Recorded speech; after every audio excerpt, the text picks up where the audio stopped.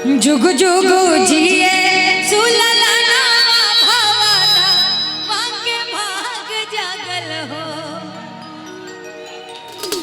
जुग जुग जिए सुललना भवना वाके भाग जागल हो।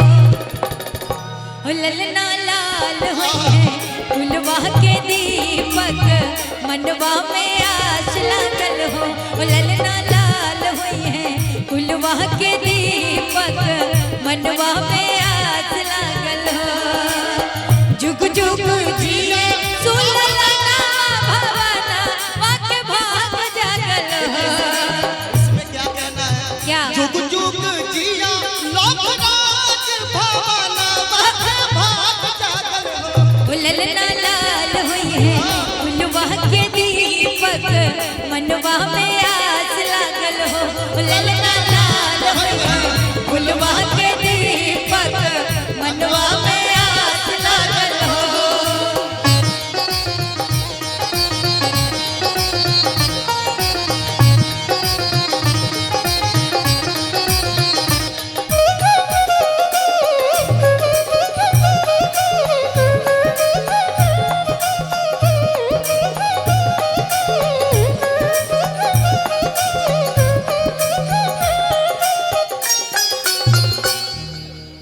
नकिया हवे जैसे बाबूजी के अखिया माई के हो।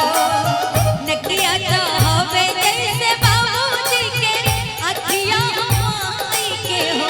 ललना मुहवा जनवा शुरू जवाता सगरवा जोड़ भइले हो।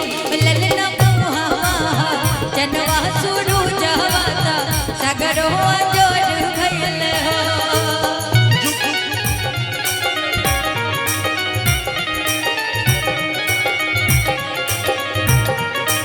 बहुत प्यारा आशीर्वाद नच बलिया ऑर्केस्ट्रा की तरफ से 500 रुपए का आशीर्वाद।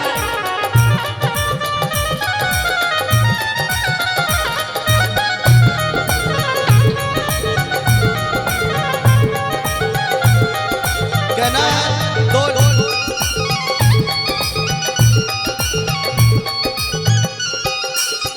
दो लाइन कहना है। क्या तूने बेचैन इतना ज्यादा किया, तूने बेचैन इतना ज्यादा किया, मैं तेरा हो गया, मैंने वादा किया। दिल ने मजबूर इतना ज्यादा किया। दिल ने मजबूर इतना ज्यादा किया। मैं तेरी हो गई, मैंने वादा किया। दिल ने बेचैन इतना ज्यादा किया। मैं तेरा हो गया, मैंने वादा किया। और देखिए पुरस्कार है नचबलिया ऑर्केस्ट्रा की तरफ से प्यार भरा 101 रुपया पुरस्कार, और हमारे मनोज अग्रवाल जी की तरफ से भी पूरे 501 रुपए का पुरस्कार। बहुत बहुत शुक्रिया। आज के दिन का दिक्कत बा। एक मिनट लवराज जी। दिनेश चाचा जी का पोता जी का नाम है। हाँ। लवराज का नाम आना चाहिए। अरे बिल्कुल आएगा, काहे परेशान है। जुग जुग जिया लवराज भवना वाके भाग जागल हो। जुग जुग जिया लवराज भवना वाके भाग जागल हो। ललना लाल होए कुलवा के दीपक मुर्गा के भाग लागल हो। ललना लाल होए कुलवा के दीपक मनवा में आस लागल हो। देखिए ये लाइन दोहराना चाहेंगे। क्या जुग जुग जिया लवराज भवना वाके भाग जागल हो।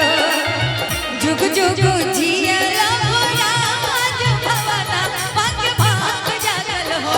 ललना लाल होए ये ललना लाल होए कुलवा के दीपक मनवा में आस लागल हो।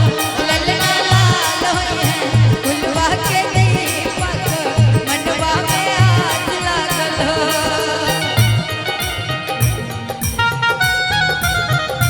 तेरा दीवाना